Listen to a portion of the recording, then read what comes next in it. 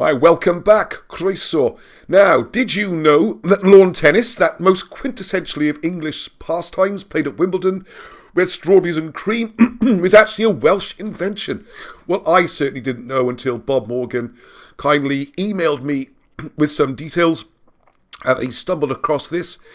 And yes, it all comes down to this game. The original lawn tennis, invented around 1873, first played at Nant Cloydd Hall Ruthin in Denbighshire, where a Welsh inventor, Major Walter Clopton Wingfield, started playing a rough and ready ball game on his croquet lawn that became the forerunner of lawn tennis. So there we go. So we'll find out a little bit more about this game and how he came about it. Now, Bob does suggest you can find more information on Wikipedia, which does have its uses.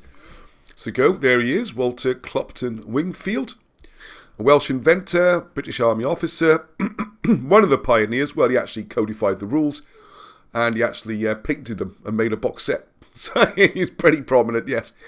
Right, so here we go. So you can read about this. I'll put the link down below in the description. His early life is from an army family. He went and campaigned in India, and you can see Denbigh is where he's from, right in northeast Wales. He, which, if you look at the 4 quarters of Wales, is the warrior section, so that's very appropriate. He went off to India. He was actually even involved in the taking of Peking, now known as Beijing in China.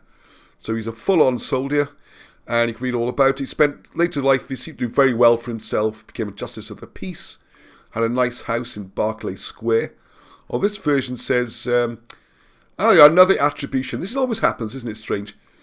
So the demonstration was in 1869, even earlier, in his Berkeley Square house.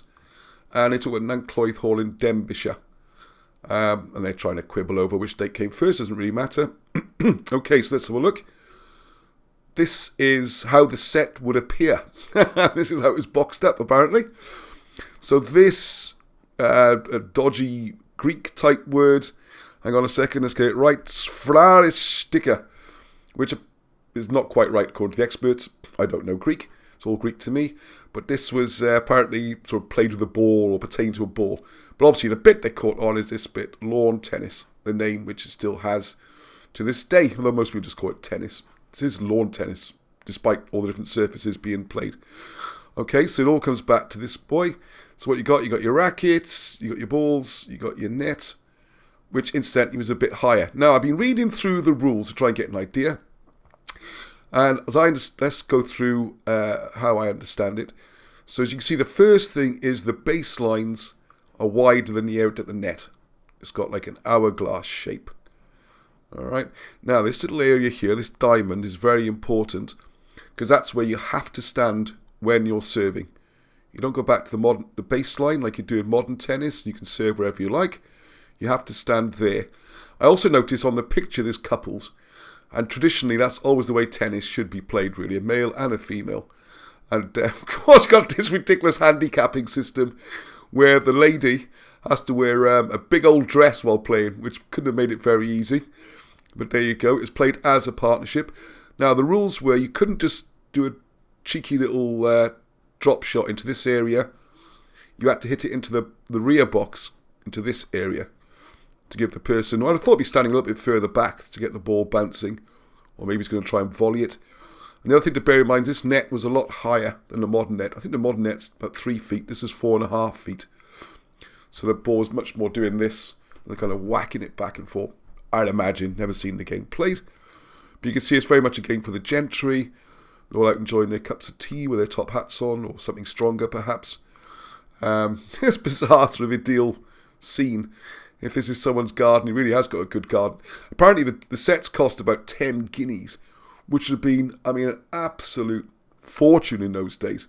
So it's clearly aimed at aristocratic gentry. He had his market sorted out. He knew who had lawns as a suitable playing place. So it's a very aristocratic game. You need a lawn to play it on. You need the 10 guineas to get your set so you could mark it all out. And the lawn actually pretty flat for the ball to bounce. Oh yeah, the balls are quite an important part of this. Because what had just happened is that vulcanized rubber had been developed. So for the first time you can make a bouncy ball. Before then, you had to get, pig's bladders or something, blow them up. So you could play, rugby, soccer, these kind of games. But for games like tennis, you need a bouncy ball. So he latched on that and came up with this idea, which is rather amazing, I think. It looks like a fun game. I'd like to give it a try sometime. And then, so there you go. This is it is commemorated. Major Walter Clopton Wingfield, father of lawn tennis, lived here because his later years he lived in London, Pimlico, and then at the house we mentioned.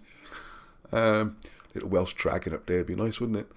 But right, so this is the box set, and there's the great man himself, the Major, who looks every inch. I almost said English officer then, a British officer in the British Army.